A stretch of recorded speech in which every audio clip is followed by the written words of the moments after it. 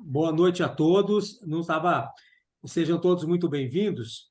Então, nesse momento, gostaria de agradecer mais uma vez toda a diretoria da associação, na pessoa do seu Geraldo Borges Porto, e também todos os colaboradores que se empenharam para a realização deste evento. Vamos assistir agora um vídeo do CREA, que está junto conosco nessa parceria. Vamos lá?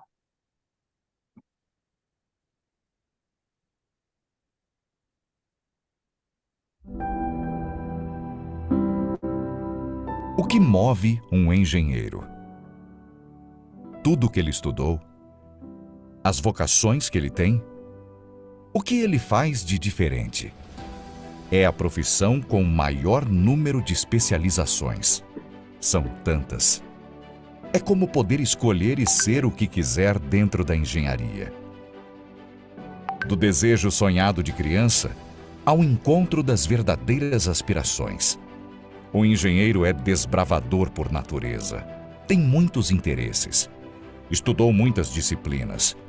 Reúne em si mesmo várias habilidades e conhecimentos. Ciências, matemática, física, criatividade.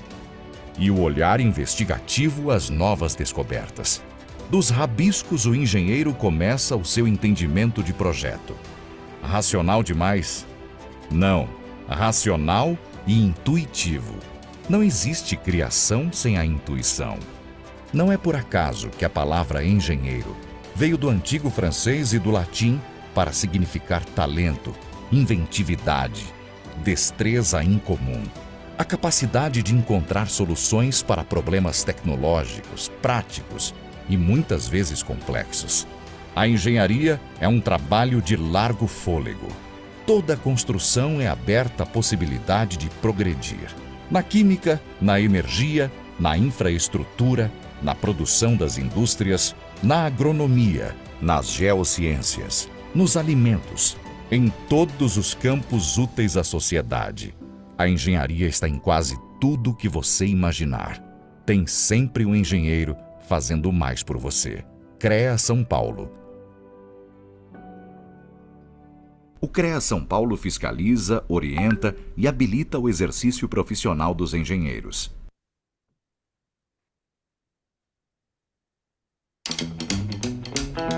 Ei você! Você mesmo! Você que é um jovem engenheiro que tá cheio de saúde, mas que também tá perdidinho e não sabe pra onde correr. De onde é que você vai tirar dinheiro pra empreender, hein? Como que vai comprar aqueles equipamentos novos de qualidade? Já sabe por onde começar a juntar dinheiro pro futuro? Não fica desesperado. A solução tá bem aqui.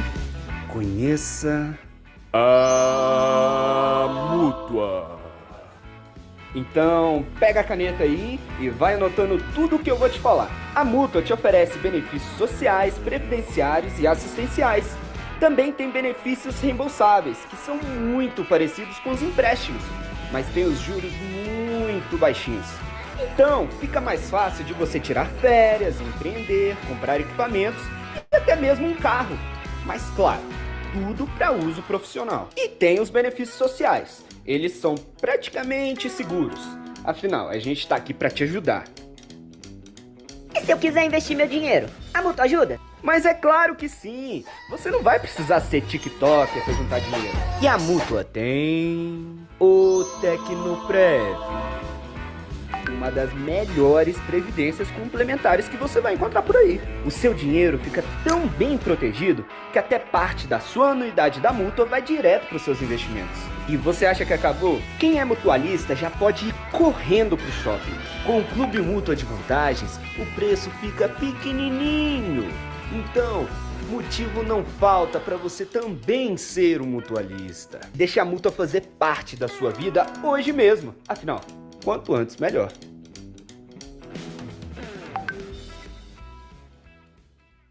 Muito bem, pudemos assistir aos vídeos do CREA e da Mútua. Mais uma vez agradecemos o presidente Geraldo Borges Porto, fez a abertura do nosso evento aí.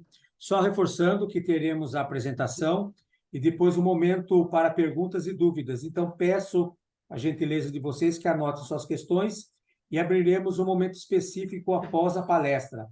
Todos os participantes terão direito ao certificado, desde que permaneçam até o final do evento e respondam à pesquisa de avaliação. Não quero me alongar, e então vou apresentar o nosso convidado e, desde já, agradecemos pela disponibilidade. Está conosco nesta noite Mauro Mendes Filho, ele é engenheiro ambiental da Unipinhal, palestrante, pós-graduado em gerenciamento de resíduos sólidos ali pelo Senac Jundiaí, MBA de gestão empresarial na FGV da Fundação Getúlio Vargas, ampla experiência no setor público e privado, um especialista hoje em ESG, as práticas, inclusive tem uma palestra muito interessante sobre engenharia com práticas, as engenharias com práticas de ESG. Se ele quiser falar um pouquinho, viu, Mauro? Você fica à vontade. É diretor proprietário também da Saneplan Gestão Sustentável. Então, vamos iniciar a palestra com o engenheiro Mauro Mendes Filho, que, como disse, está lá em Poços de Caldas, curtindo ali um friozinho com chuva, e ao lado dele tem um Danone, que falará sobre um tema muito importante, que é licenciamento ambiental para engenharia. Boa noite, engenheiro Mauro Mendes Filho. Boa noite. Em nome da Associação dos Engenheiros e Agrônomos de Batatais, desejamos a você uma excelente palestra. Obrigado, Fábio. Boa noite a todos. Gostaria de agradecer ao CREA, ao presidente Vinícius, ao presidente da Associação Geraldo, ao Fábio, a todos os participantes aí, por estar disponibilizando esse horário agora à noite para estar ouvindo a gente, trocando um pouco de conhecimento e de informação. Acho que é de extrema importância aí essa iniciativa do CREA, né, de estar levando um pouco do conhecimento, da troca aí de experiência aí entre os profissionais da engenharia. Eu acho que isso é extremamente importante, né? Então, eu vou passar um pouco aqui para vocês do que é o licenciamento ambiental, da legislação que regra a questão do licenciamento, o órgão ambiental. Eu trouxe aqui para vocês também um exemplo de um estudo que a gente desenvolveu aqui na região. Então, vamos lá, eu vou subir a apresentação aqui.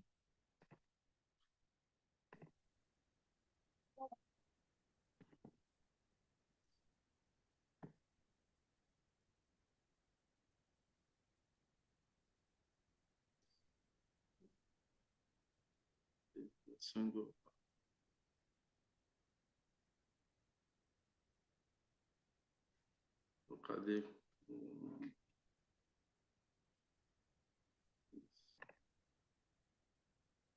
Parece que sumiu aqui a mostrar.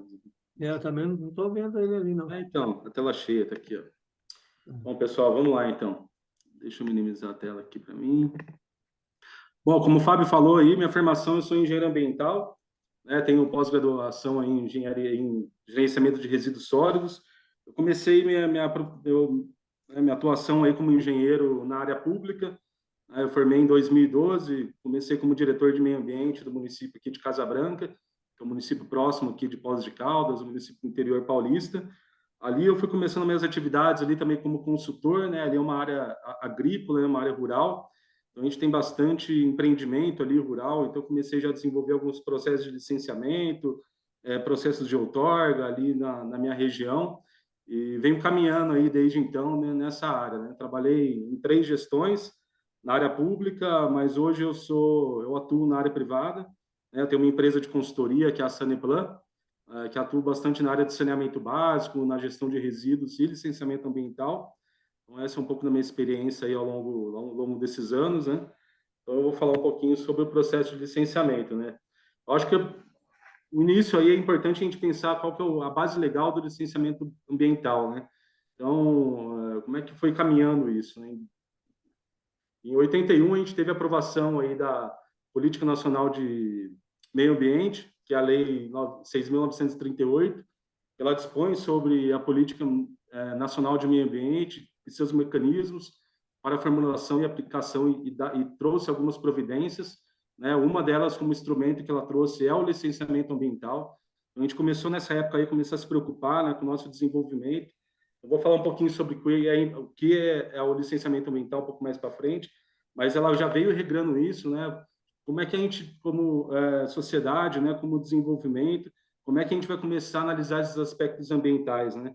qual que é o impacto ambiental que causa as nossas atividades, né? A gente pensando desde das revoluções industrial, que a gente começou a produzir, a gerar resíduos, efluentes dentro dos nossos processos e a causar grandes impactos aí na área ambiental. Então, a gente viu a importância aí de começar a legislar sobre isso e a entender melhor esses impactos que a gente causa. E aí começou a surgir a política e essa preocupação nossa com as questões ambientais, né? Então, o CONAMA 237, de 97, ele também dispõe sobre conceitos, sujeições e procedimentos para obtenção de licenciamento ambiental. Então, o CONAMA ele trouxe algumas diretrizes e também estabeleceu quais são os tipos de empreendimentos que precisam de licenciamento ambiental, né? Ele trouxe essas classificações, eu vou falar um pouco sobre isso também mais para frente. E a Lei Complementar 140 de 2011, que ela trouxe essas atribuições, né? Do que é de âmbito federal, do que é de âmbito estadual e de âmbito municipal, né? Então, a gente tem esses 3 entes licenciadores, né? A gente tem o nacional, que é o IBAMA, o estadual, que cada estado tem seu órgão ali licenciador. Hoje, no estado de São Paulo, aqui é a CETESB, né? E os municípios, né? Que hoje a política ela incentiva para que os municípios consigam se estruturarem para começar a licenciar obras de baixo impacto, né? Então, dentro disso, né, a política do meio ambiente, ela traz ali, ela é um sistema, né, que estabelece os órgãos e mecanismos, instrumentos e diretrizes para garantir a preservação do meio ambiente e o desenvolvimento econômico sustentável, né? Então, como é que a gente faz isso, né? A política ela traz essa atribuição dos estados, da federação e do município para que seja um órgão licenciador e de controle dessa poluição, né? E enfim, desses empreendimentos. Então, ela foi inspirada na Conferência de Estocolmo, que ela antecede a Constituição Federal também de 88, né? E está em conformidade aí com o artigo 225 da Constituição Federal. Então, é um artigo famoso aí que eu acredito que a maioria deva conhecer, né? Que traz lá que todos têm direito ao meio ambiente ecologicamente equilibrado, o bom uso comum do povo, essencial, a sadia qualidade de vida, impondo ao poder público, à coletividade, o dever de defendê-lo e preservá-lo para as presentes e futuras gerações. Então, ali a gente tem no artigo 9º da Política Nacional, a gente traz ali um instrumento da política como o licenciamento ambiental e a revisão das atividades ou potencialmente poluidoras. Então, no artigo 10º, ele também traz a construção, instalação, ampliação e funcionamento de estabelecimentos e atividades utilizadoras de recursos ambientais, efetivo ou potencial poluidores ou capazes, sob qualquer forma, de causar degradação ambiental, dependerão de prévio licenciamento ambiental. Então, é isso, né? Toda atividade que for usar recurso natural, né? Então, a gente pensa em solo, água, for gerar algum tipo de geração de odor, de gás, de efluente. Então, tudo isso que possa causar impacto no meio ambiente tem que ser passivo de licenciamento ambiental e tem que ter um estudo prévio, né, para poder entender, identificar e dimensionar esse impacto ambiental, né? Então, quando eu for falar um pouco sobre o processo de licenciamento que nós fizemos aqui de uma usina de compostagem, ali eu vou falar um pouco sobre as fontes possíveis de poluição, né, e algumas medidas mitigadoras ali para poder controlar isso, né? Então, nesse quadro esquemático aí a gente vê o que é o licenciamento ambiental, né, e para que ele serve. A gente tem ali no centro o processo de licenciamento. Então, o que a gente analisa, né? As emissões atmosféricas, ruídos e vibrações do empreendimento, resíduos sólidos, a parte de efluentes, né? Quais são os efluentes que esse empreendimento vai gerar, aonde ele vai lançar, qual o impacto que ele vai gerar ou no curso da água, ou em algum lugar que vai ser destinado a esse tipo de efluente. As áreas contaminadas, né? A gente tem um problema muito sério, e é um trabalho que eu faço bastante, que é essa avaliação de área contaminada, depois a política de resíduos aí, que ela veio com o objetivo de extinguir os lixões, né? E os aterros controlados dos municípios. É um passivo muito grande que a gente tem aí, que a gente precisa começar a avaliar, né? E monitorar isso. Qual que é o impacto da vegetação do meu empreendimento, né? Eu vou precisar suprimir vegetação, ou não, ou aonde eu vou ter meu empreendimento vai gerar algum impacto ali no local. a fauna, né? Como é que vai ser o impacto do meu empreendimento na questão da fauna. O empreendimento ele vai ser implantado próximo a alguma unidade de conservação, quais são as regras para isso. Então, tudo isso precisa ser analisado. Né? A área de proteção dos mananciais, né? Onde eu vou implantar meu empreendimento, será que eu posso implantar naquela área ou não? Então, todos esses aspectos aí elencados dentro desse quadro é avaliado dentro de um processo de licenciamento ambiental, né? As mudanças climáticas, o ordenamento territorial, a questão da água. Aqui em Poços de Caldas mesmo, que é o município onde eu moro hoje, né? Ele tem um trabalho, um projeto de saneamento muito legal aqui. Então, não é qualquer tipo de empreendimento que você consegue instalar em qualquer lugar. Então, é bem trabalhado essa questão de zoneamento aqui em Poços. Então, isso vai muito na avaliação de uma prévia do licenciamento ambiental, né? Eu vou explicar um pouco sobre os procedimentos do licenciamento ambiental e cada etapa. Então, em cada etapa, a gente avalia esses impactos, né?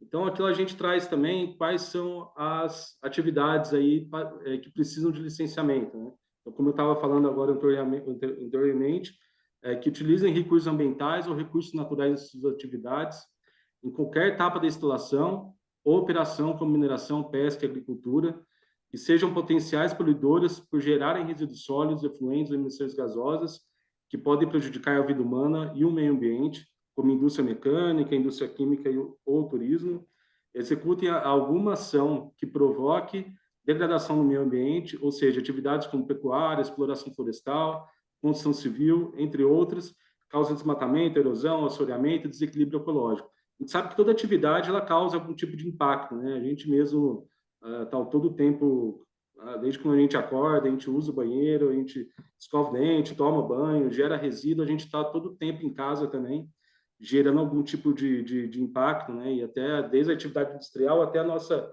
atividade do dia a dia, a gente está sempre gerando impacto, né? Então, como é que a gente analisa e procede a respeito disso, né? Então, também a política nacional, ela traz, né, dentro da sua estrutura, ela cria o SISNAMA, né, que é o Sistema Nacional de Meio Ambiente. Ele foi instituído pela Lei 6.938, e ele é regulamentado pelo Decreto 99.274 de 1990. Então, ele é constituído pelos órgãos da entidade da União, estados, do Distrito Federal e dos municípios, bem como órgãos não governamentais instituídos pelo poder público, responsáveis pela proteção do meio ambiente no Brasil. Então, a gente pensa aí no federal, né, que a gente pode colocar, que é o IBAMA, estadual, que tem aí a CETESB no estado de São Paulo, tem no Paraná o IAT, o IFAM aqui no estado de Minas, né? Então, também a gente pega os órgãos não governamentais, que são os conselhos aí de meio ambiente, como o CONAMA, que ele também traz várias diretrizes aí para o licenciamento, né? Então, aí eu trouxe um pouquinho sobre o que é também, né? Então, a gente tem aí o órgão superior, que é o Conselho do Governo, o órgão consultivo e deliberativo, que é o CONAMA, o órgão central, que é o Ministério do Meio Ambiente, o órgão executor, que é o IBAMA, os órgãos seccionais, que são os órgãos ou entidades estaduais responsáveis pela execução de programas, projetos e pelo controle da fiscalização de atividades capazes de provocar degradação ambiental, os órgãos locais ou entidades municipais responsáveis pelo controle e fiscalização dessas atividades, nas suas respectivas jurisdições. Então, a gente tem aqui um quadrinho do esquema aqui de como é composto o SISNAMA, né? Então, a gente tem aí o órgão superior, o CONAMA, o Ministério do Meio Ambiente, o IBAMA, o ICMBio, os órgãos e entidades estaduais e os órgãos e entidades municipais. Então, a resolução 237 do CONAMA, ele dispõe sobre os procedimentos e critérios do licenciamento ambiental, no exercício da competência, bem como atividades e empreendimentos sujeitos a licenciamento ambiental. Então, o CONAMA traz aí algumas atividades, né, que são passíveis de licenciamento. Então, a gente pode colocar aí como exemplo a extração e tratamento de minerais. Então, tem todo o processo aí de impacto, né, de uma atividade de extração mineral, tanto quando eu vou falar um pouco sobre licenciamento, vocês vão ver que existem algumas exigências no processo de licenciar o empreendimento e algumas condicionantes no monitoramento e controle daquela atividade, né? Então, dentro de uma licença, né, a gente tem aí os processos de licenciamento, a gente vai ter todos esses aspectos, né? Aspectos que a gente tem que avaliar antes da instalação do empreendimento, durante a instalação do empreendimento e após a instalação, que é na operação do sistema, né? Então, na indústria e de produtos de minerais não metálicos, indústrias metalúrgicas, indústrias mecânica, indústria de material elétrico, eletrônico e comunicação, indústria de material de transporte, indústria de papel celulose, indústria de madeira, de borracha, de couros e pele, a indústria têxtil, de vestiário, calçados, artefatos de tecidos, indústrias de produtos de matéria plástica, a indústria química, a indústria de fumo, de produtos alimentares de bebidas. Então, essas algumas atividades aí elencadas dentro da Resolução CONAMA 237, que são passíveis aí de licenciamento ambiental, né? Então, a gente tem aí alguns tipos de licença, né? Então, a Resolução CONAMA, o artigo 8, ele põe ao poder público, no exercício de sua competência do controle, expedirá as seguintes licenças, né? Então, a gente tem o procedimento aí da LP, LI e LO. Quem trabalha com licenciamento ambiental e já ouviu falar bastante desses três processos. Na verdade, é um processo de licença ambiental divididos em 3 etapas, né?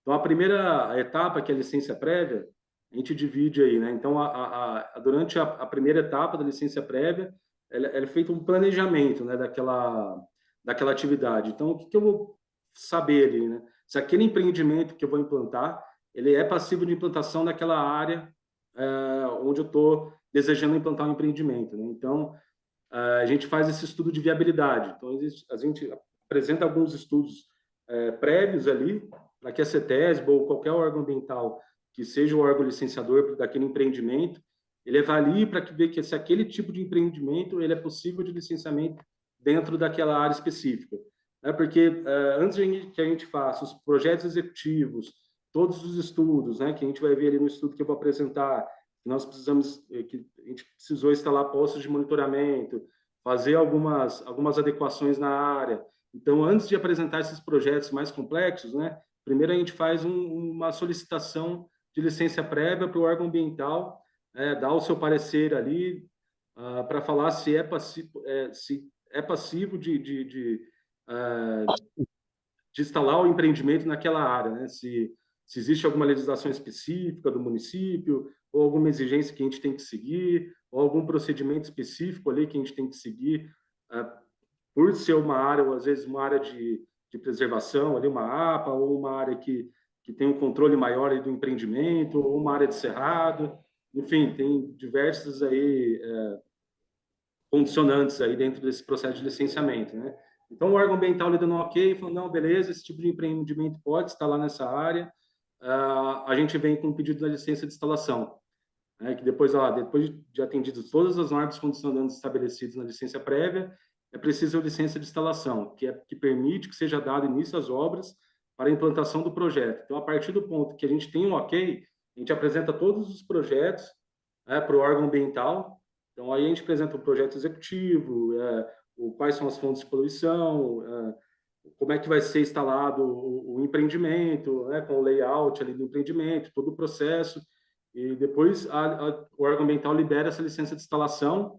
Depois de tudo instalado, o órgão ambiental faz uma vistoria, se tiver tudo ok de acordo com os projetos apresentados, o órgão ambiental libera a licença de operação, que vem junto com vários condicionantes aí a serem seguidas, né? A gente tem também aí a lei complementar, a 140, que foi apresentada em 2003, e ela foi transformada em lei complementar em 2011. Então, ela fixa normas de cooperação entre União, Estados, Distrito Federal e os municípios nas ações administrativas decorrentes do exercício da competência comum relativas ao meio ambiente, incluído o licenciamento ambiental e fiscalização ambiental, dentre outras.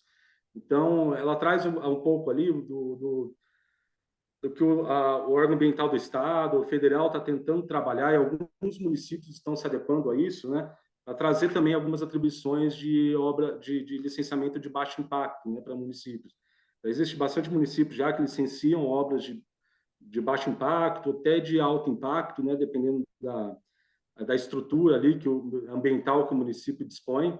Eu acho que isso é muito importante, né, o município começar a assumir essa questão de licenciar obras de baixo impacto, até porque o município entende o que é prioridade para ele, né? O município ele pode conseguir, além da arrecadação de recursos, né, através de taxas, multa, fiscalização, que o município ele pode criar um fundo ali para poder desenvolver a área ambiental ali dentro do município, mas também ele consegue direcionar ali as compensações ambientais no que é prioridade para ele, né? Então, um exemplo, né? O município ele pode falar, a prioridade nossa aqui no nosso município é proteger as áreas de manancial.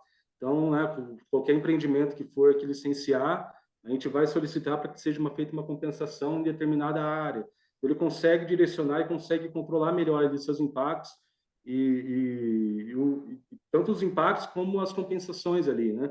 Então, acho que o município ele tem uma autonomia melhor e sem falar que ele traz agilidade para dentro do processo também de licença, né? De licenciamento ambiental que acaba estimulando aí o desenvolvimento de empresas, né? E, enfim, eu acho que acaba ajudando aí no desenvolvimento do município também. Então, para fins dessa lei complementar, considera-se o licenciamento ambiental procedimento administrativo destinado a licenciar atividades ou empreendimentos utilizadores de recursos ambientais, efetiva ou potencialmente poluidores capazes de qualquer forma de causar degradação ambiental, que foi o que a gente já falou ali anteriormente, né? Então, a lei complementar 140, no seu artigo 7º, no inciso 14º, e o decreto número 8437 de 2015, eles estabelecem os critérios e tipos de atividades e empreendimentos sujeitos a licenciamento ambiental no IBAMA. A gente está falando aqui do licenciamento federal, né? O que cabe ao IBAMA licenciar. Então, é de competência do IBAMA o licenciamento ambiental das atividades de empreendimentos localizados ou desenvolvidos conjuntamente no Brasil ou em país limítrofe. Então, isso é responsabilidade do IBAMA, né? Licenciar esse tipo de empreendimento. Empreendimentos localizados ou desenvolvidos em terras indígenas, né, também é responsabilidade do IBAMA, localizados ou desenvolvidos em 2 ou mais estados, então quando tem um empreendimento ali que vai impactar mais de um estado, né, é de atribuição do IBAMA, localizados e desenvolvidos em unidades de conservação instituídas pela União, exceto em áreas de proteção ambiental, as APAs, então também é de responsabilidade do IBAMA. Então, quais são as licenças e autorizações que podem ser emitidas pelo processo de licenciamento ambiental federal, né? Então, quais são os tipos de licença que o IBAMA emite? Então, são as 3 licenças que a gente estava falando, né? Que é o processo de licenciamento ambiental, que é a licença prévia, a de instalação, a licença de operação, licença de pesquisa sísmica também é de atribuição do IBAMA, licenciar esse tipo de empreendimento, autorização para a supressão de vegetação, instalação e operação de projetos já licenciados e autorização para coleta, captura e transporte de material biológico. Também é atribuição do IBAMA. Bom, licenciamento ambiental no Estado de São Paulo, né? Como eu falei, o licenciamento do Estado de São Paulo é a CETESB, o órgão licenciador do Estado, né? Então, ele é responsável por emitir as licenças, além de autorizações, alvará e outros documentos. Existem outros procedimentos aí dentro da CETESB para autorização, que eu vou estar falando um pouco, né? Então, tem tanto a questão dos licenciamentos ambientais, ele também emite algumas autorizações aí, como para supressão de vegetação, autorização para intervenção em área de preservação. Então, tem alguns tipos aí de documento que a CETESB emite. E atividades licenciáveis pela CETESB que encontram elencados na Lei 997/76, também aprovada pelo Decreto 8.468 e pelo Decreto 62.973. Independente aí se é ME ou MEI, né, o empreendimento. Então, esses são os documentos que a CETESB emite, né? Então, são as licenças ambientais, LP, LI, LO, né, que são aqueles procedimentos que são que enquadra aí a parte industrial, aterro, usina ou qualquer outro tipo de indústria, autorização para supressão de vegetação nativa, intervenção em área de preservação permanente. Então, isso é uma autorização específica que a CETESB emite, alvarás para obras, intervenções em áreas de preservação de mananciais, em área de proteção e recuperação de mananciais, são as APRM, e na área de interesse especial da Serra do Itapetí, na região metropolitana de São Paulo, Nazaré Paulista e Paraibuna. E outros documentos que a CETESB emite, né, como eu estava falando anteriormente, que é autorização para a supressão de vegetação nativa, intervenção em APP, área de proteção e recuperação de mananciais de interesse regional no estado de São Paulo, queima controlada para fins sanitários, fitossanitários, CADRE e outros documentos, né? E tem o Via Rápida, que é o licenciamento ambiental simplificado. Então, a CETESB, ela meio que dividiu isso, né? Porque tem alguns licenciamentos que são mais simples, né? Que você não tem ali um grande potencial de impacto. Então, a CETESB, ela criou um procedimento ali dentro do site dela, que é um procedimento online, que é o Via Rápida Ambiental. Então, ele foi criado aí pela deliberação normativa pelo Conselho 01 de 2019, que define essas atividades aí de baixo impacto, né? Então, estou falando aqui, eu trouxe aqui alguns exemplos dessas atividades, né, que a CETESB elenca lá dentro dos procedimentos dela, que é a fabricação de sorvetes e outros gelatos comestíveis, fabricação de biscoitos e bolachas, fabricação de produtos derivados de cacau e chocolate, a fabricação de frutas, balas e semelhantes, e tem algumas condições também que traz para esse tipo de empreendimento, né? Então, para poder se enquadrar dentro do Via Rápida Ambiental, ela tem que ter uma área construída igual ou inferior a 2.500 metros quadrados, para a implantação não implicar intervenção em área de preservação permanente, não realizar supressão de vegetação nativa ou corte de árvores nativas isoladas, além das previstas no artigo 3 da deliberação, usufruir reserva legal instituída ou cadastro no sistema de cadastro ambiental rural, no caso de instalação de imóvel rural, não ter capacidade de armazenamento de GLP superior a 4.000 quilos, na hipótese de supressão de vegetação nativa ou corte de árvores isoladas, de intervenção em área de preservação permanente, que se refere ao artigo 3 dessa deliberação, o corte de árvore nativa isolada viva ou morta fora do bioma de cerrado, limitando a 10 árvores por propriedade, que atenda simultaneamente as seguintes condições. Então, ela autoriza que seja feito pela Via Rápida Ambiental, desde que não tenha mais de 10 árvores a ser suprimidas, né, dentro dessa intervenção. Então, as árvores objetos do corte não estejam contíguos a fragmento de vegetação nativa. Então, a gente tem que caracterizar ali como árvore isolada. Ela também não pode estar próxima à vegetação para poder se enquadrar aí dentro do Via Rápida Ambiental. Não tem ocorrido bosqueamento da área. Então, quando a gente vê aí por imagem de satélite, a gente consegue enxergar que as copas estão se unindo, então a gente vê que ali já começa a virar um fragmento, né? Então, a CETESB ela entende isso como, não como árvore isolada, mas sim como fragmento de vegetação. Que não haja necessidade de transporte de madeira para fora da propriedade, que a propriedade esteja localizada em área urbana ou rural, com reserva legal instituída ou registro do cadastro sistema de cadastro ambiental rural, né, que é o CAR, e que seja informada a localização das árvores a serem suprimidas por meio de suas coordenadas geográficas. Então, a gente faz sempre essa caracterização, né, quando a gente vai fazer esse procedimento aí de supressão de vegetação, quando é menos de 10 árvores e quando não é caracterizada como um fragmento, né? Também se enquadra dentro do Via Rápida a intervenção em área de preservação permanente em área urbana ou rural, sem supressão de fragmento de vegetação nativa ou com supressão de vegetação nativa em estágio pioneiro, espécie exótica ou árvore nativa isolada e cuja a soma das intervenções da APP não ultrapassam 1.000 metros quadrados por propriedade, para a implantação de pontilhões e travessias. Então, são alguns empreendimentos específicos, né? Então, a CETESB ela autoriza para que seja feito dentro do Via Rápida esses tipos de empreendimento, né? Pavilhões e travessias, sistemas de drenagem de água pluvial, instalações necessárias para a condução de água de efluentes tratados, acesso à água para pessoas e animais e cerca ou muro de divisa de propriedade. Então, todos esses são enquadrados aí dentro do procedimento do Via Rápida Ambiental. Eu trouxe aqui algumas documentações simples, né, que eu acho que enquadram em todo o processo de licenciamento ambiental que o órgão ambiental exige, né, que é o impresso denominado solicitação D, que é um documento que a gente preenche lá solicitando o tipo de empreendimento, o empreendedor, qual é a atividade. Então, a gente coloca lá algumas informações do empreendimento nessa solicitação, comprovante de pagamento do preço da análise, a procuração, né, quando for necessário, de terceiro, de representante da empresa. Então, sempre quando a gente vai fazer um processo de licenciamento, para que a gente tenha autonomia e possa assinar toda a documentação e dar andamento dentro do processo de licenciamento ambiental, a gente sempre faz essa procuração aí do proprietário, do responsável legal aí pelo empreendimento, né, dando poderes aí específicos para que a gente possa conduzir o processo de licenciamento junto ao órgão.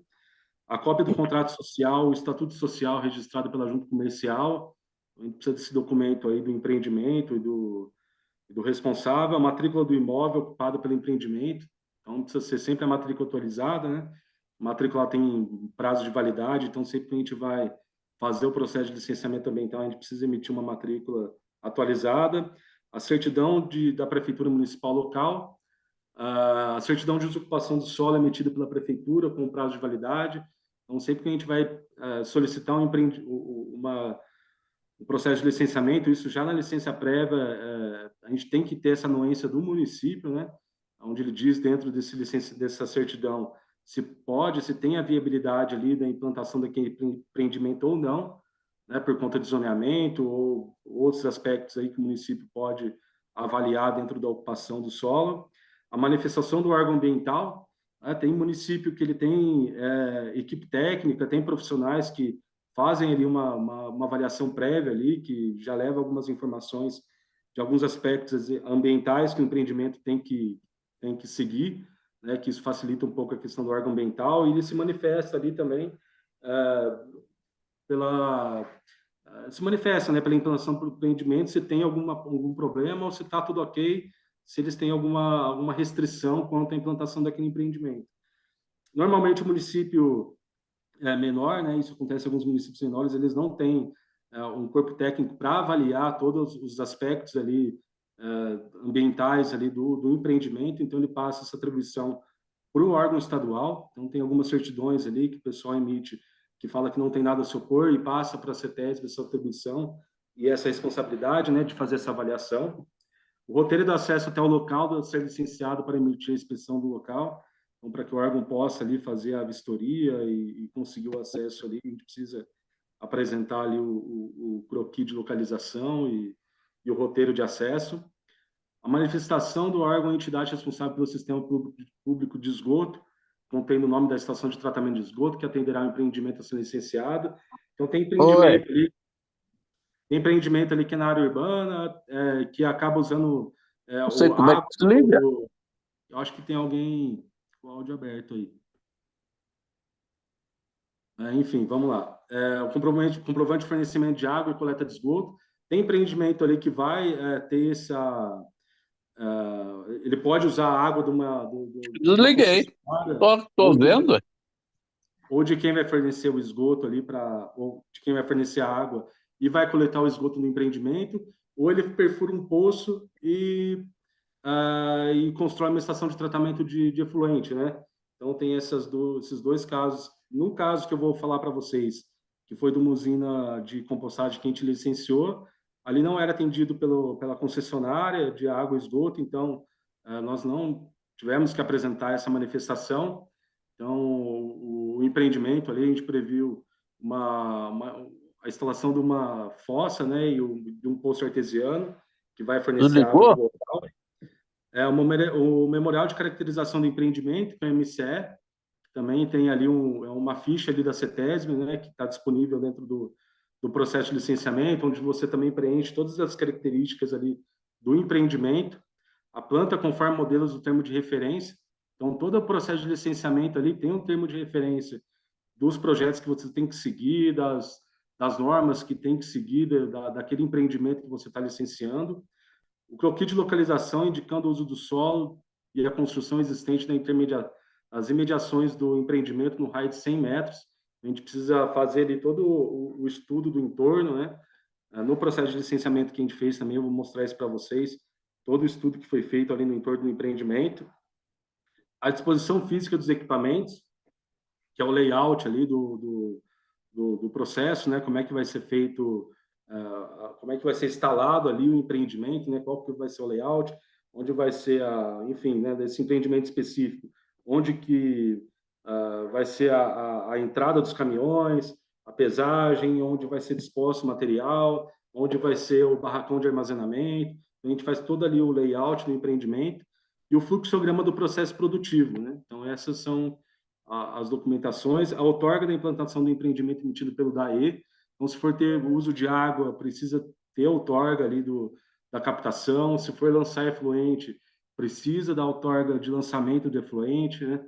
A outorga tanto da captação superficial quanto da subterrânea, ali, qualquer intervenção que for causar ali do curso hídrico é de atribuição do DAE, emite a licença. Então, a CETESB também solicita, dentro do processo de licenciamento, a outorga, né, do DAE, a anuência da empresa concessionária e permissionária. Se o empreendimento pretende instalar próximo a rodovias e lançar suas águas pluviais na faixa de domínio dessas rodovias. Então, qualquer empreendimento ali que você tiver água, né, drenagem, e for lançado dentro da rodovia, você precisa dessa anuência da concessionária. A ficha de caracterização da atividade, devidamente preenchida, no qual consta o número do protocolo e o número do FCA, né, emitido pelo IFAM. E se o imóvel estiver localizado em área rural, o recibo completo do CAR. E também para atividade com potencial atrativo de fauna, né, a gente precisa apresentar ali o plano básico de gerenciamento de risco de fauna, de aeródromos brasileiros. Nesse caso específico, né, que eu vou falar um pouco sobre a central de compostagem, a gente precisou apresentar ali um estudo de controle de fauna por se tratar ali de uma usina de compostagem, pode trazer ali urubu, enfim, e tem que ter uma distância mínima ali de aeroportos, né, cadastrados. Então, a gente também teve que prever esses estudos. Então, aqui estão as etapas de solicitação do licenciamento ambiental, né? Então, a gente pode dividir ela em 7 etapas, né? 7 passos. Então, o primeiro passo é a identificação e o órgão ambiental competente. Então, qual que é o tipo da minha atividade, né?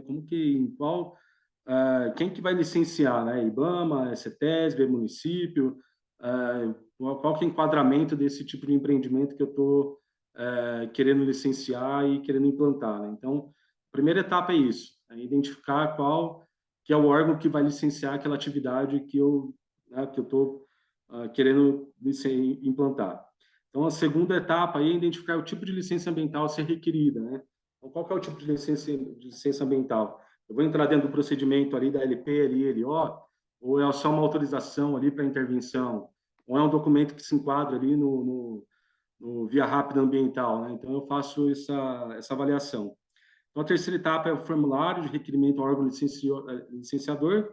Então, eu faço ali, preencho todos os formulários ali dentro do portal, né? Depois que eu soube aonde enquadrar o meu tipo de licenciamento. Aí eu faço o requerimento da licença, autorização e abertura do processo, né? De acordo com o CONAMA ali, que traz ali os procedimentos ali para o licenciamento ambiental. Apresentação dos estudos e demais documentos que forem solicitados. Então, dentro do processo de licença, ali, a gente tem todo o roteirinho, né? Quem já está acostumado a fazer licenciamento ambiental, ou se vocês entrarem no site da CETESB lá e dar uma fuçada, lá tem alguns procedimentos para cada atividade, né? Então, eu quero licenciar um aterro sanitário, né? Então, você vai entrar ali no portal da CETESB, ali vai ter os portes de licenciamento, né? Aterro até 100 toneladas, ou acima de 100 toneladas. Então, para cada tipo de empreendimento ali, vai gerar uma lista de documentação necessária, né? Aquela lista que eu passei anteriormente é uma lista básica, e para cada empreendimento vai ter ali o tipo de estudo que vai ter que ser apresentado, né? Então, ali sempre tem um roteiro do estudo, quais normas precisam seguir, quais são os projetos que precisa ser apresentados. Então, normalmente, dentro do site tem todos esses documentos e projetos ali que são solicitados dentro do processo de licenciamento ambiental.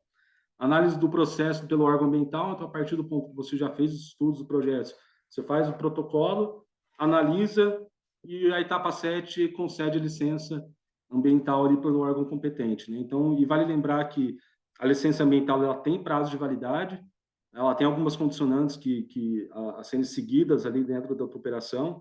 Então, tem licenças que são emitidas com prazo de 10 anos, 5 anos, depende muito do empreendimento. Então, é importante lembrar que tem a parte tanto de monitoramento das etapas ali, das condicionantes, como a renovação da licença, né? Que de tempos em tempos aí precisa ser renovado. Então, o exemplo que eu trouxe aqui do processo de licenciamento ambiental da usina de compostagem, uma capacidade de 100 toneladas dia, né? A gente implantou aqui no município próximo de Poços de Caldas, interior de São Paulo, que é Aguaí. Então, o escopo aí do estudo ambiental para solicitação da LP. Então, foi a primeira etapa aí do processo, né, para a gente solicitar o licenciamento ambiental dessa usina. Então, ali a gente indicou o sistema proposto classificado e o tipo de resíduo a ser compostado e a capacidade nominal do mesmo, né? Então, ali nesse empreendimento, eles vão, de compostagem, ele vai ser feito com a poda de árvore da cidade. Então, o município ele vai destinar todo o material de poda, galhada, todo o material que pode ser picotado para servir como base ali da compostagem, né? E resíduo industrial, né? Então, resíduo orgânico industrial, né? Então, ele vai atender a indústrias, a Danone, né? Que gera resíduo orgânico, indústria que gera massa, enfim, indústria alimentícia, né? Que gera resíduos aí, de descartes aí que pode ser reaproveitado dentro desse processo de compostagem. Então, a gente justificou a necessidade da implantação do empreendimento. A gente sabe que isso é um problema muito sério hoje que os municípios sofrem, né? Eu trabalhei na área pública, eu posso falar um pouco disso também. A gente tinha um problema muito sério aí para a destinação desse material de resíduo de poda, que é um material rico, né? Ele pode ser muito bem reaproveitado e que por falta, às vezes, de algum processo, enfim, de tritura, de ser processo simples, né, de você poder triturar e fazer ali a mistura para poder compostar, acaba inviabilizando, né? Então, é importante que venha iniciativa privada para alguns tipos aí de empreendimentos. Eu acredito que a iniciativa privada ela atende muito bem esse tipo de necessidade do município, né? Então, ela vem ali para poder atender e ajudar o município dentro desse processo. Então, vai ajudar muito a prefeitura ali de Aguaí, né, dentro do processo de destinação do material dela de poda. E a gente apresentou as alternativas locacionais tecnológicas estudadas, justificando as adotadas. A gente propôs ali alguns processos ali que serão utilizados dentro do processo de compostagem. A gente apresentou as informações que permitam avaliá-lo e localizá-lo como algum item apresentando a seguir: a planta de ocupação do solo, o croquis, o projeto de empreendimento e o quantitativo e o qualitativo dos resíduos a serem recebidos. A gente apresentou esses primeiros itens, né? Então, qual que é o tipo de material que a gente vai compostar, por que de implantar esse empreendimento naquela localização, as alternativas locacionais, né, mostrando que ali é uma área que viabiliza a implantação e que não tem nenhum impeditivo ali ambiental. E a gente apresentou todas as medidas ali que controlam qualquer impacto que pode gerar ali do empreendimento. Então, dentro desse escopo, desse primeiro estudo, a gente apresentou a previsão de geração de efluentes, as fontes de odores, ruídos e concepção das formas de controle, o transporte de matérias-primas e produtos, as obras necessárias para a implantação, o cronograma executivo e o fluxograma do processo. Então, aqui é a área do empreendimento, né, que a gente apresentou essa primeira planta. Então, a gente dividiu em 2 raios, né? Esse raio primeiro aqui, que dá essa linha amarela, que é um raio de 500 metros. Então, a gente avalia qual que é o impacto ali desse empreendimento ali, nesse raio de 500 metros, e dividiu num raio ali de 1.000 metros, né? A gente fez alguns estudos aqui, né? Então, a gente tem aqui uma estação de tratamento de esgoto da Sabesp ali, né, que opera ali o sistema de tratamento do município, que também pode ser uma fonte poluidora ali. Então, a gente teve que fazer toda uma avaliação em torno da área. A gente tem o curso da água que passa aqui, que também são alguns recursos ali que podem ser impactados ali pelo empreendimento, que a gente tem que sempre fazer um monitoramento e avaliação desses possíveis impactos. E toda a área aqui do entorno, né, que a gente fez uma entrevista aqui com as residências que tem aqui próximo, com as empresas, com alguns tipos de empreendimento, para poder entender ali algum impacto ali na geração de odor, na geração de ruído. A gente fez toda essa avaliação ali do entorno, né? Aqui são alguns mapas que a gente apresenta ali para o órgão ambiental também, né? O mapa de uso e ocupação do solo. Aqui é o mapa do aquífero, né? Ali um empreendimento ele está localizado ali no aquífero do Guarani, que é o maior aquífero aqui na nossa região. O mapa geotécnico do empreendimento, né? Que a gente precisa apresentar também. Existem alguns mapas dentro do estudo ali que a gente precisa apresentar dentro da lista ali da documentação exigida para a CETESB. Ela vem ali discriminando essas etapas, esses produtos, esses estudos que a gente precisa apresentar também. É um mapa pedológico do empreendimento. Aí, em alguns casos também a gente precisa apresentar, a gente sempre apresenta uma anuência em um cadastro do IFAM, né? O IFAM é o órgão que avalia a parte do estudo arqueológico. Então, tem empreendimentos que a gente vai implantar em locais que é delimitado pelo IFAM ali como um potencial ali, como é que a gente pode falar, que pode ter algum impacto ali em questão arqueológica, ele pede alguns estudos arqueológicos aí que precisam ser feitos, né, por conta desse impacto. Então, aqui a licença prévia, né, emitida. Então, aqui está a descrição do empreendimento, né, com compostos orgânicos para fertilização do solo a partir de processos de degradação biológica de resíduos orgânicos, restos de alimentos, estercos animais, restos de culturas agrícolas. Então, esse é o empreendimento, a classificação do empreendimento ser implantado. Aqui sai as informações do terreno, né, da implantação, da área construída, do tipo de atividade. Então, tem ali o horário de funcionamento do empreendimento, das 7 às 18 horas, administração, produção. Então, vem aqui algumas informações dentro da licença prévia e também as exigências da licença prévia, né? Então, a CETESB ela limite a licença prévia. Para emitir licença de instalação, ela exige algumas condicionantes ali para que a gente cumpra ali dentro do processo, né? Então, na ocasião dessa licença, nessa licença de instalação, o que a gente precisa apresentar, né? O projeto completo de permeabilização dos pátios, de compostagem, contemplando as técnicas, equipamentos e materiais a serem utilizados, o projeto de drenagem dos pátios de compostagem, contemplando a estimativa de geração de líquidos percolados no mês de maior excedente hídrico, e o dimensionamento do sistema de drenagem e armazenamento temporário desses líquidos em fase dessas estimativas.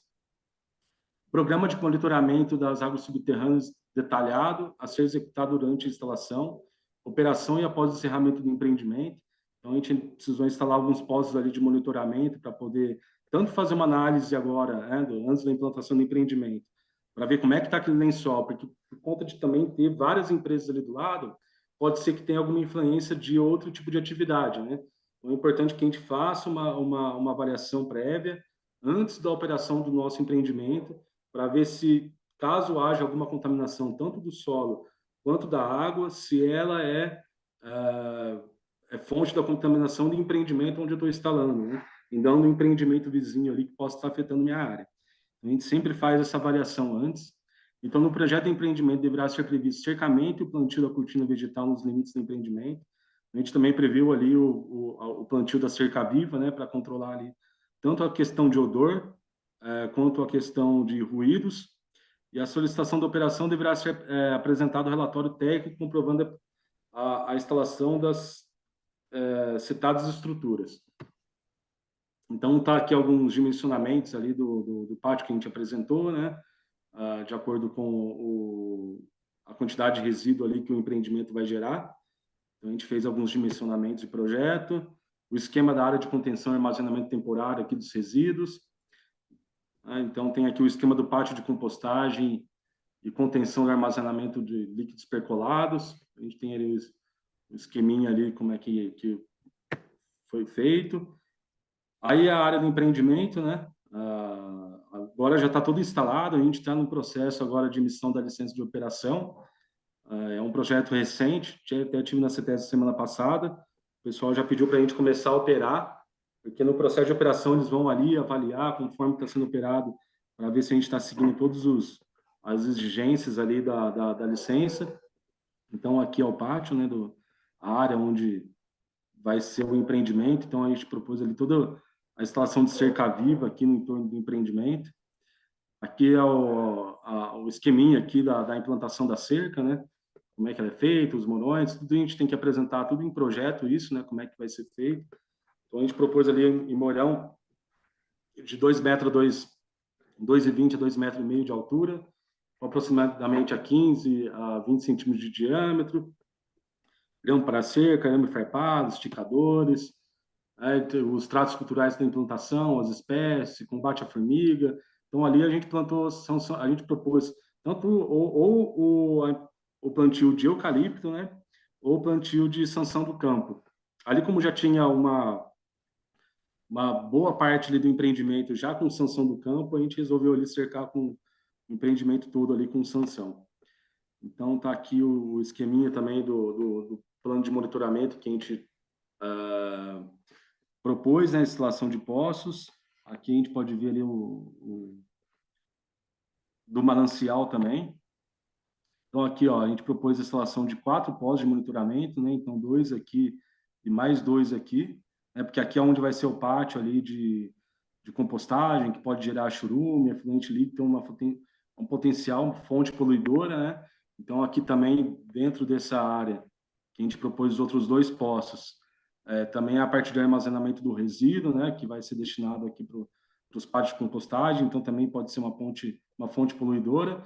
E como na topografia, a bacia, a topografia ela desce para cá, que normalmente quando a gente vai fazer uma variação de área contaminada ou um plano de monitoramento, né, a ideia é que a gente instale sempre poços a montante e a jusante cercando a área, né?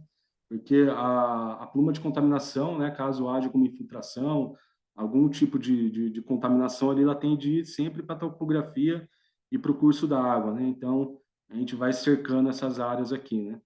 No caso, se a gente fizesse um procedimento aí de avaliação de área contaminada, a gente sempre cercaria a área aqui primeiro com pós de monitoramento para avaliar. Ah, Mauro, aqui deu um padrão fora do limite, né? Então a gente faz o cercamento aqui da área, né? A gente chama aí de avaliação detalhada, para poder avaliar qual o risco que está causando ali com essa contaminação. Enfim, daí já é outro procedimento que quando vai encerrar a área, né? Tanto de aterro quanto de outros empreendimentos aí que causam, né, que pode causar impacto ambiental aí que a gente precisa monitorar. No caso de aterro sanitário, isso acontece muito. É importante que a gente sempre instale postos de monitoramento aí para estar avaliando. Uma coisa importante para falar também, né, pessoal, quando a gente instala esses postos de monitoramento, a gente pergunta, né, eu vou perfurar até chegar na água, né? Teve um caso de um aterro sanitário que a gente fez um encerramento aqui em Divinolândia, que é uma área que tem muita rocha. Teve alguns postos de monitoramento que a gente não conseguiu instalar, por conta de o lençol estar muito profundo e por conta que antes de chegar na água a gente encontrou um solo mais compacto e muitas vezes a gente encontra rocha. Então, dentro desse procedimento, a gente para a perfuração, né? Quando a gente vai fazer o estudo de avaliação de área contaminada, né? Que a gente para a perfuração, porque senão a gente pode criar um veio de contaminação que pode levar à contaminação até um lençol. Então, a gente vai procurando ali, fazendo sondagem, até a gente conseguir achar água ali para poder instalar o posto de monitoramento. No caso do aterro que a gente fez ali em Divinolândia, ali a gente conseguiu instalar só 2 poços, então não teve monitoramento do lençol, mas só monitoramento do solo, porque ali, como a área acabou sendo cercada ali por um tipo de solo mais rochoso e mais compacto, então aquele empreendimento ele não corre risco de não oferece risco de contaminação do lençol, né? Então, a gente não vai criar um veio ali de contaminação para que essa contaminação possa chegar até o lençol. Então, existem alguns procedimentos aí, mas é outro processo aí de avaliação de área contaminada, mas esses postos de monitoramento, eles são com esse objetivo, né? De poder controlar ali a poluição. Então, a gente vê, né, do empreendimento, né? Então, a gente está pensando ali, ó, contaminação do lençol, a gente está ali fazendo toda a avaliação para que o empreendimento não contamine o lençol freático. Análise do solo a gente também faz periodicamente, para poder analisar ali se está tendo uma contaminação ou vazamento ou não. Para controlar o odor, cerca viva, né? A gente propôs aí a instalação de cerca viva. Então, tratamento de efluente, né? Geração de efluente, nós tivemos que propor ali a instalação de uma fossa ali que vai tratar o efluente gerado tanto pelo empreendimento quanto ali pelo banheiro ali que o pessoal vai usar, ou efluente doméstico, né, que a gente fala. Aqui está as imagens aqui da instalação do posto de monitoramento, né? A gente fez a sondagem, a instalação dos 4 postos, a coleta e amostragem de solo, a coleta e amostragem de água subterrânea e um nivelamento topográfico ali para a gente poder entender para onde pode estar indo essa pluma ali de drenagem, né? Então, se tiver contaminação, a gente tem que entender para onde está indo a pluma, né? Então, um poço eu achei com 10 metros, o outro eu achei com 15 metros água, o outro com 14 metros. Então, como é que está essa pluma ali, né? Porque se houver contaminação, o contaminante vai seguir essa pluma. Então, a gente precisa entender aí esse perfil aí da água, né? Esse nivelamento. E aqui está a licença de instalação que foi emitida, né? Então, aqui tá aqui o tipo de empreendimento, tal, a localização da área, os mesmos dados que estão na licença prévia. E aqui são as condicionantes da licença de instalação, né? Então, os esgotos sanitários gerados no estabelecimento deverão ser segregados dos demais efluentes e lançados em rede pública coletora ou receber tratamento próprio no local. Nesse caso, a gente implantou ali um sistema de tratamento de efluente, porque ali não é atendido pelo sistema público, né? Que é operado ali pela Sabesp.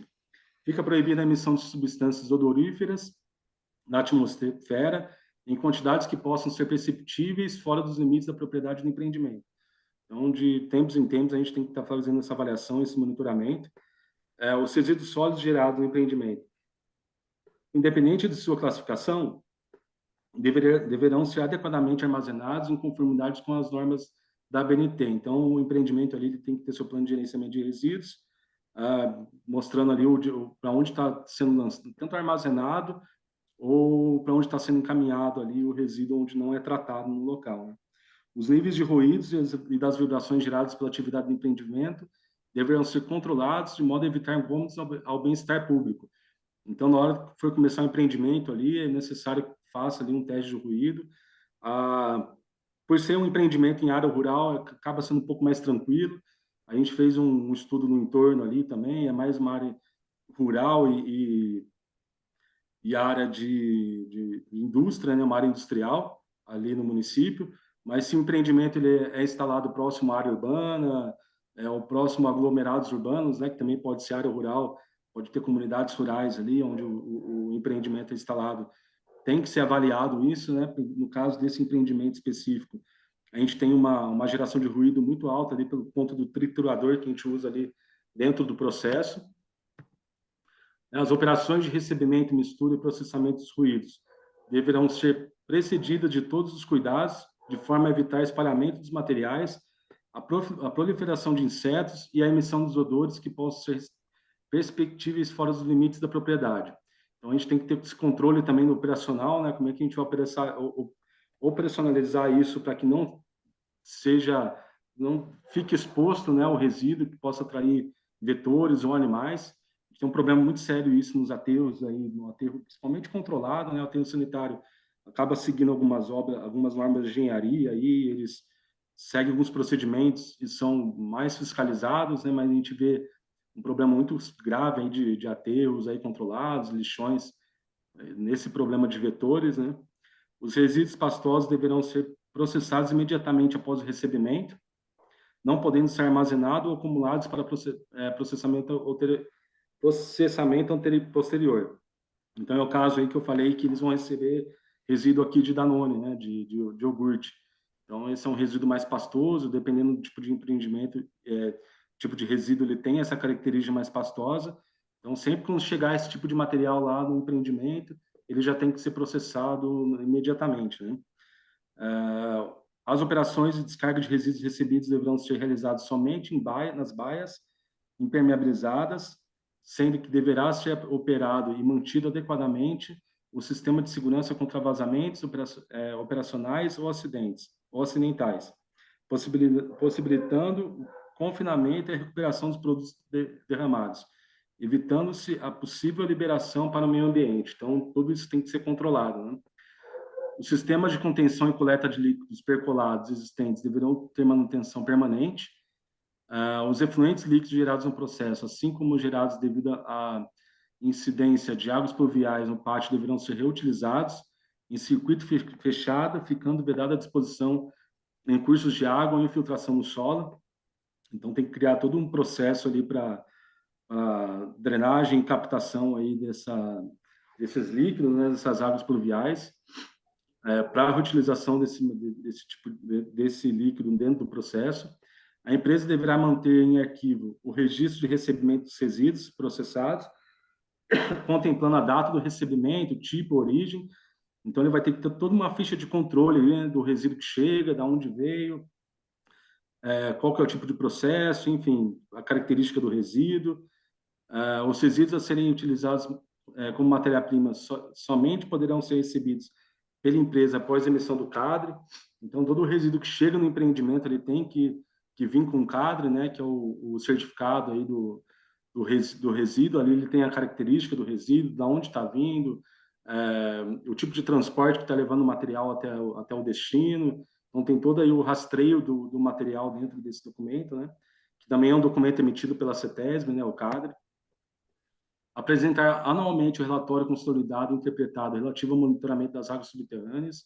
Então, anualmente, o empreendimento ele tem que fazer essa coleta e análise e relatório de monitoramento, né? Tem que ser apresentado isso para o órgão ambiental e apresentar, quando solicitação da licença de operação, um relatório técnico descrevendo as medidas tomadas para atendimento estipulado na decisão de diretoria, né? Então, tem algumas solicitações, né, nessas condicionantes. Então, é isso. A parte de licenciamento ambiental, né, então eu falei um pouco sobre os órgãos licenciadores, né, que é a parte do Estado, do federal, Estado, município, os tipos de empreendimento que é licenciado por esses órgãos, e falei um pouco aí do exemplo do empreendimento que a gente fez aí com essa usina de compostagem. Então, tem esses procedimentos de licenciamento, né, ambiental, que que é mais a parte industrial, né, e que a gente pode falar que gera impacto aí, ambiental, que tem que ser controlado. E tem também o que eu vou falar um pouquinho agora sobre a Política Nacional dos Recursos Hídricos, né, e tem outro tipo de documentação que refere-se à intervenção no curso hídrico, né? Então, a gente fala de outorga, de barragem, o que é o lançamento de efluente em corpo da água, ou qualquer impacto que pode gerar ali dentro de um processo ali que a gente também faz esse processo de licenciamento ambiental. Eu vou falar um pouquinho sobre a Política Nacional de Recursos Hídricos. Então, a Política de Recursos Hídricos foi em 9.433, de janeiro de 97. Então, ela tem o objetivo de definir como o Estado brasileiro fará a apropriação e gerenciamento dos recursos hídricos nacionais. Dessa forma, fundamenta-se nos princípios de que a água é um bem público, limitado e dotado do valor econômico. Então, qual que é o objetivo ali da Política Nacional dos Recursos Hídricos, né? É assegurar a atual e as futuras gerações a necessidade e disponibilidade de água em padrões de qualidade adequados aos respectivos usos, a utilização racional e integrada dos recursos hídricos, incluindo o transporte aquaviário com vistas ao desenvolvimento sustentável, a prevenção e a defesa contra eventos hidrológicos críticos de origem natural ou decorrentes de uso inadequado dos recursos naturais, incentivar e promover a captação, a preservação e o aproveitamento de águas pluviais. Então, ela traz aí, como no artigo 5, né, os seus instrumentos, né, que são os planos de recursos hídricos, o enquadramento dos corpos de água de classes, segundo o uso preponderantes da água. Então, isso é importante, a questão da classificação, porque quando a gente vai implantar um empreendimento, que ele vai precisar de recurso hídrico, né, para poder operar ou nas suas atividades, né, ou algum impacto de lançamento de algum tipo de efluente, ou precisar, dentro do seu processo ali, captar água subterrânea ou água superficial, a gente precisa entender o enquadramento desse corpo da água, né? Então, isso é muito importante aí dentro da avaliação do processo de licenciamento ambiental. A gente precisa sempre se atentar a essa questão. Então, ali também dentro do seu outorga dos direitos de uso de recursos hídricos, então é um dos instrumentos aí da política, né? a cobrança pelo uso de recursos hídricos, a compensação a municípios e o sistema de informação sobre os recursos hídricos. Ela traz ali também, no seu artigo 11, o regime de outorga de direito de uso de recursos hídricos tem como objetivo assegurar o controle quantitativo e qualitativo do uso da água e efetivo exercício do direito de acesso à água. Então, a gente tem ali, né, que todo mundo tem acesso à água, né? Então, o órgão, a gente vai falar um pouco que é o DAE no estado de São Paulo, né? Então, o DAE tem a ANA, que é federal, né? Então, a gente tem a Agência Nacional das Águas ali, que é de âmbito federal, e quando a gente fala do estado de São Paulo, é o DAE ali, o órgão que faz a emissão da outorga, né? Então, ele tem ali a atribuição de controlar de forma quantitativa e qualitativa os recursos hídricos, né? Então, ele regra ali, né, o que pode pegar, o quanto pode pegar, para qual tipo de atividade, o que você pode lançar ali de efluente, né? Pensando aí no sistema de tratamento de esgoto, né, do ETE, que lança ali o esgoto tratado. Então, qual é a carga orgânica que aquele rio ele suporta ali, dependendo daquela classificação, para ver se você pode lançar aquele efluente, qual que é a eficiência que seu sistema tem que ter para poder lançar aquele tipo de efluente naquele corpo receptor ali que vai estar recebendo, qual que é o impacto que vai gerar o lançamento daquele efluente naquele determinado córrego, rio, enfim. Então, o DAE ele tem a responsabilidade aí de regrar sobre isso. Então, a gente tem ali também, né, que a gente fala sobre essa questão que eu estava falando, né? Então, são alguns tipos de direitos, alguns tipos de empreendimentos ali que são passíveis de solicitação de direito de uso de água, né? Então, a gente tem a derivação ou captação de parcela de água existente em um corpo de água para consumo final, inclusive abastecimento público ou insumo de processo produtivo, extração de água de aquífero subterrâneo para consumo final ou insumo do processo produtivo, lançamento em corpo de água, de esgotos e demais resíduos líquidos ou gasosos, tratados ou não com fim de sua diluição, transporte ou disposição final, aproveitamento de potenciais hidrelétricas e outros usos que alterem o regime, a quantidade ou a qualidade da água existente no corpo da água. Então, aqui a gente tem aí a responsável por emitir as outorgas dos rios, reservatórios e lagoas sob domínio da União, que são aqueles corpos de água que passam por um ou mais estados, que é a ANA. Então, você tem um exemplo, se a gente pegar aqui o próximo da gente, aqui, pegar uma captação do Rio Pardo, então já o Rio Pardo passa por mais de um estado. O Rio Jaguari, existem alguns rios aqui que passam por mais de um estado, que é a atribuição da ANA fazer essa liberação desse outorga, e o procedimento é tudo feito na ANA. E tem o DAE, que é do estado, né, que é responsável por emitir outorgas para rios, reservatórios, lagos e lagoas sob domínio do estado de São Paulo. Então, o DAE ele é uma autarquia vinculada à Secretaria Estadual do Meio Ambiente, Infraestrutura e Logística do Governo do Estado de São Paulo. Ele foi criado pela Lei Estadual 1350, de 51, e reorganizado em 86, para a implementação da gestão descentralizada por bacia hidrográfica, como um dos princípios, né, da política estadual dos recursos hídricos. Então, o que é uma outorga, né? A outorga é um direito de uso ou interferência dos recursos hídricos. Então, tanto a questão de captação, né? Então, eu vou fazer uma extração de água para abastecimento público, eu vou fazer uma extração de água para irrigação, né? Eu fazia bastante essa questão da irrigação, em Casa Branca ali, isso é uma área bastante agrícola, a gente tinha bastante processo ali de outorga para uso agrícola, né? Tanto para irrigação, quanto para consumo humano, quanto ali enfim, para animais também, né? Então tem bastante para barramento também, para armazenamento de água, para irrigação, então tem várias modalidades ali que se enquadrava, para lançamento de efluentes, então tem alguns procedimentos ali que a gente usava bastante, que tem bastante solicitação de outorga, né? Então, ali, né, fala, poder público faculta ao outorgado fazer o uso de água por determinado tempo. Então, também, como a licenciamento ambiental, o DAE também ele tem um prazo de validade à outorga, né? Então, de tempos em tempos ali, você precisa estar renovando. Normalmente, uma outorga de captação ali, ela é emitida por 5 anos. Se for num rio, numa bacia crítica, eles emitem por um prazo um pouco menor. Quando é outorga de barramento, o período ali já é um pouco maior, dá de 20 a 30 anos, a outorga numa barragem. Então, de tempos em tempos, aí tem que estar sendo renovado o procedimento de outorga, né? Então, quem deve pedir outorga? A solicitação de outorga deve ser feita por todo usuário que fizer o uso ou interferência dos recursos hídricos das seguintes formas: na execução de obras ou serviços que possam alterar o regime, barramentos, canalização, travessia, na execução de obras de extração de água subterrânea, como os poços artesianos, na derivação de água no seu curso de depósito, superficial ou subterrâneo, captação para uso de abastecimento urbano, industrial, irrigação, mineração, geração de energia, comércio, serviços, enfim, vários usos aí que a gente tem aí de recurso hídrico, ou lançamento de efluentes no corpo da água, né, conforme a sua finalidade.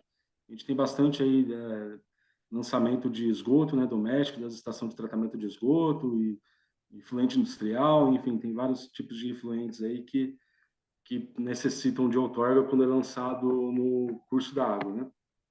Aqui a gente tem a imagem está um pouco ruim, mas a gente tem aí os usos de água aí no nosso país, né? A gente tem irrigação aí com 67% aí das outorgas emitidas, né? Então, 67% da nossa água é utilizada na irrigação, 11% no uso animal, 0,3% em termoelétricas, 9,5% indústria, abastecimento rural 2,4%, abastecimento urbano 8,8% e mineração 0,8%. Então, a gente tem uma quantidade muito grande aí de água usando na agricultura, né?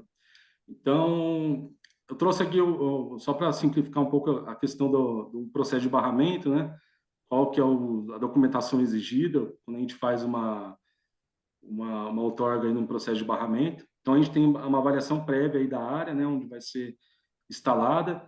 Então, a gente vê ali se vai ter intervenção, normalmente tem intervenção em APP, a gente vai precisar ver se vai ter supressão de vegetação ou não, como é que vai alterar ali o regime, o impacto que vai gerar ali aquele empreendimento, a estimativa de demanda hídrica, né, para que eu vou fazer aquele barramento, qual que é a minha demanda, se vai ser para irrigação, quanto eu preciso ter de água armazenada. Então, a gente faz todo um estudo de estimativa ali da demanda, o levantamento planimétrico da área, né, faz todo o estudo topográfico ali para poder prever ali as áreas de inundação, né, depois que a gente fizer a obra da barragem, a elaboração dos estudos hidrológicos para a determinação da vazão máxima de projeto, conforme instrução técnica ali, igual na CETESB, sei como vai fazer um empreendimento ali, dependendo do teu tipo de empreendimento.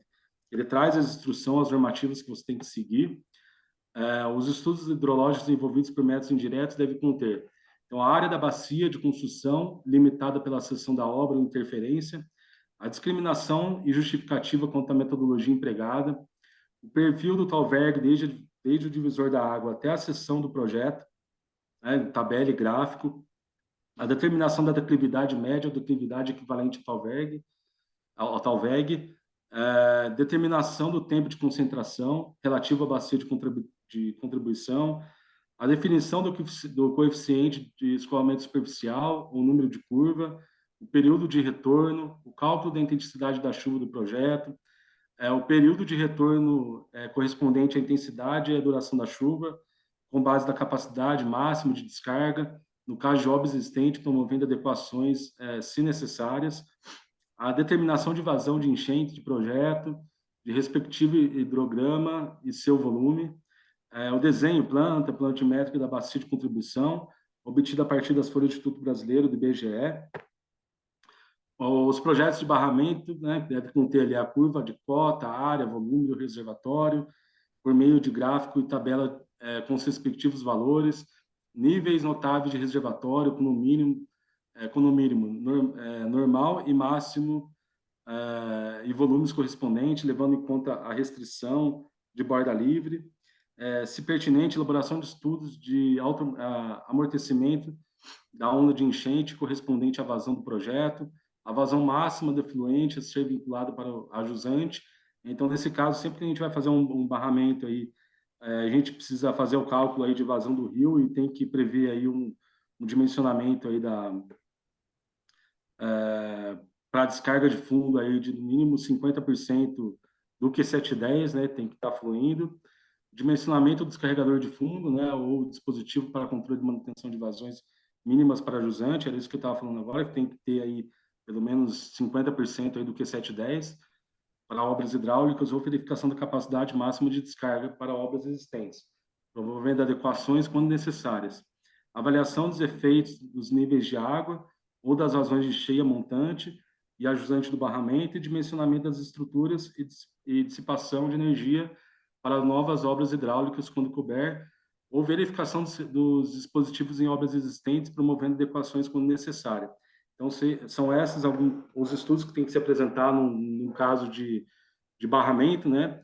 Aí a gente tem a outorga de poço, que a gente precisa fazer todo o estudo de perfil, o teste de bombeamento também, para ver a capacidade ali que o poço tem de extração, enfim, cada processo ali de outorga também tem os seus procedimentos. Então, é isso, pessoal. Falei um pouco rápido aí, não sei se alguém tem alguma dúvida. Eu tentei trazer um pouco aqui dentro do tempo que a gente tinha, que era aí de 1 hora e pouco aí, para dar um tempo aí de tirar dúvidas. É um pouco do que é das leis, né, que regulamenta aí, que traz o licenciamento ambiental como instrumento, alguns procedimentos aí na prática, né, do que a gente já desenvolveu. E eu fico à disposição aí, caso alguém tenha alguma dúvida, queira contribuir com algo. É isso. Passo a palavra agora ao Fábio aí, se quiser estar complementando alguma coisa. Muito bem, grande Mauro, parabéns aí pela sua palestra. Eu peço só a gentileza, antes de nós abrirmos para algumas perguntas, para o presidente geral fazer as considerações iniciais. Eu peço a gentileza de todos aqueles que puderem abrir suas câmeras para nós registrarmos esse momento. Vamos lá?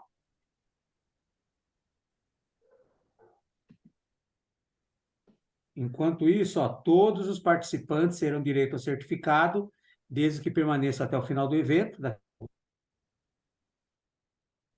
Daqui a pouco nós vamos colocar também o link aí para vocês baixarem. Lembrando que essa palestra está sendo gravada. Na segunda-feira nós vamos disponibilizar toda a prestação de contas, como também vocês assistirem, e aqueles que não puderam, tiveram a oportunidade de assistir hoje, participar, podem marcar outro dia para assistirem, tá bom? Vou passar a palavra para o Geraldo, para fazer só o presidente, para fazer as suas considerações iniciais, tá bom? Com você, meu querido Geraldo. Ok. Alô, Fábio. Parabéns ao nosso colega aí, explanação boa. Foi rápido, mas dá para a gente entender. A gente que às vezes, de vez em quando, faz alguma outorga aí. Assim, eu assimilei bem a sua palestra, viu? Parabéns, foi muito boa, bem explicativo. Acredito que os colegas também devem ter gostado. São palestras assim que faz a gente ficar engrandecido dentro da área de engenharia. Muito bom. Falou? Isso aí. Parabéns aí, meu amigo lá de Poços de Caldas. Está com o Danoninho do lado ali, viu? Oi? É o Geraldo, ele está com o Danoninho, que a Danone é de Poços de Caldas, né? Então, Ah, literalmente, tem o Danone do lado. toda vez que a gente passa lá, da noite tá lavando os caminhões lá. Danone não é a melhor coisa que Poços tem, não, viu? Eu tô com a Torresmo e a cachaça do lado aqui, ó. Isso que Poços tem. Sempre tem a festinha aí, né? Muito Sempre boa. tem. Obrigado, presidente geral do Porto, pelas palavras. Alguém quer fazer alguma pergunta, alguma consideração? É só abrir o áudio e fazer a pergunta para o Mauro, tá bom? O Mauro também disponibilizou para nós a apresentação. Então, vou encaminhar amanhã para a Patrícia, ainda hoje, né? Vou encaminhar para o Geraldo também para a associação ali no WhatsApp a apresentação do Mauro. Se alguém quiser fazer... Ótimo, muito bom. É só abrir o áudio e fazer a pergunta.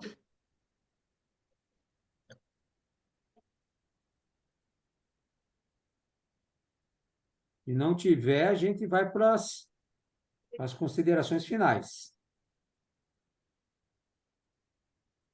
Olha, sua palestra foi boa, hein, Mauro? Você viu? Então, eu vou passar para o Mauro para fazer suas considerações finais, por gentileza. Tá bom, pessoal. Queria só agradecer aí ao Geraldo, ao Fábio, ao CREA aí pela oportunidade de a gente estar podendo trocar um pouco essas informações, né, que eu acho que é de extrema importância. Peço desculpa aí se eu fui rápido demais, que tinha o prazo um pouco curto aí do tempo, eu quis tentar trazer um pouco o máximo de informação possível aí, né, dentro do que eu acho que é importante aí para assim, o entendimento aí do que é um processo de licenciamento ambiental, né, tanto em âmbito estadual, federal, e a gente fala também de outorga, né? Então, é isso, pessoal. Só agradecer mesmo e fico à disposição. Na apresentação tem meu contato, caso alguém precise também, tire alguma dúvida, eu fico à disposição aí de todos vocês. Muito bem. Já está no seu WhatsApp, viu, presidente? Eu mandei a apresentação do Mauro no seu Ótimo, WhatsApp. Ó, no vou chat, salvar. tá no chat aqui, ó. Tá, por favor, abaixem o link para vocês baixarem o certificado, tá bom? Copiem ele. Independente disso, nós vamos passar, vou passar para o Geraldo também. Se alguém tiver alguma dificuldade, só passar para o Geraldo que a gente depois, ou para a Patrícia, a gente depois baixa o certificado, ok? Eu gostaria de agradecer, Geraldo, a associação aqui de Batatais pela oportunidade de mostrarmos mais uma vez o nosso trabalho. E, para finalizar o evento, eu passo a palavra para o nosso querido presidente Geraldo Porto para fazer o encerramento, igual aquele do William Bonner lá. Boa noite. Muito bom. Bom, nós sempre teremos palestras desse nível, né? No chat. Isso é muito bom, porque não precisamos nem sair de casa, não é? Enquanto a gente toma uma água, a gente está ouvindo e está tudo certo. Parabenizar aí, viu, Fábio, pela organização, e ao nosso amigo Mauro aí, que qualquer dia eu passo por Posticaldo aí, eu tendo seu contato, dou um toque em você aí, tá bom? Bem, sim, Geraldo, vai ser um prazer receber você aqui. Tá bom. Aí, então, não dá mais, meu, boa noite. Boa noite. Muito obrigado a todos. Até a próxima. Valeu, gente. Boa Tchau, tchau. noite. Valeu. Chicão, um abraço, Chicão. Saudade de Abraço a vocês. todos. Certificados liberados. Mariane. Falou, Nani. Uma turma aí que amiga de longo tempo. Parabéns, viu, Maurinho? Valeu, Nani. Obrigado. A gente tá só aprendendo aqui com você, só fica absorvendo esse conhecimento, sugando um pouquinho. Bom demais. Saudade de Parabéns. vocês aí. Valeu, Você gente. aparece. Parabéns, viu? A gente vai te acompanhar.